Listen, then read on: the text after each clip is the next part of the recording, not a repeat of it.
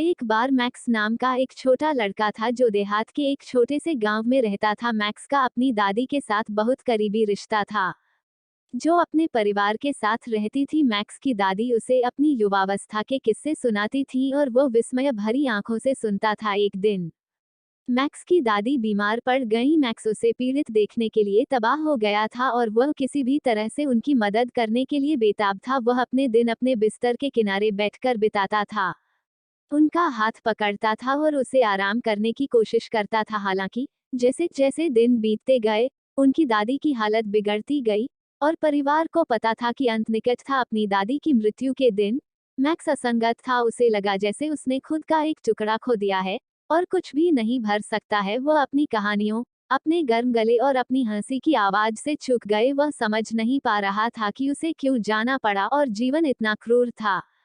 दिन हफ्तों में बदल गए और मैक्स ने अपनी दादी की मृत्यु के साथ आने के लिए संघर्ष किया। उन्होंने खुद को अपने परिवार और दोस्तों से पीछे हटते हुए पाया, डेक के समुद्र में खो गया। उसके माता पिता ने उसे आराम करने की कोशिश की, लेकिन उसे लगा कि कोई भी उसके दर्द की गहराई को नहीं समझ सकता है।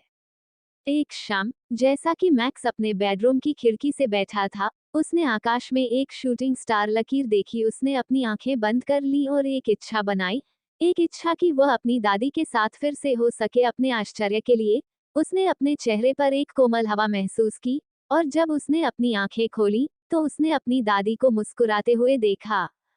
मैक्स को फिर से अपनी दादी को देखने के लिए बहुत खुश था। उन्होंने एक दूसरे को कसकर गले लगाया और मैक्स ने उसे गर्मजोशी से महसूस किया और प्यार उसे घेर लिया। उन्होंने पूरी रात बात की और हंसते हुए बिताए, जैसे वे करते थे। मैक्स को लगा जैसे उन्हें अलविदा कहने और अपने नुकसान के साथ शांति बनाने का दूसरा मौका दिया गया था। अगली सुबह जब मैक्स जाग गया तो उसे एहसास हुआ कि उसकी दादी वास्तव में वापस नहीं आई थी। यह सब एक सपना था, लेकिन मैक्स के लिए यह एक सपना था जिसने उसके टूटे हुए दिल को ठीक कर दिया था और उसे आगे बढ़ने की अनुमति दी थी। वह जानता था कि उसकी दादी हमेशा आत्मा में उसके साथ रहेगी और यह कि उसका प्यार जीवन की चुनौतियों के माध्यम से उसका मार्गदर्शन करता रहेगा।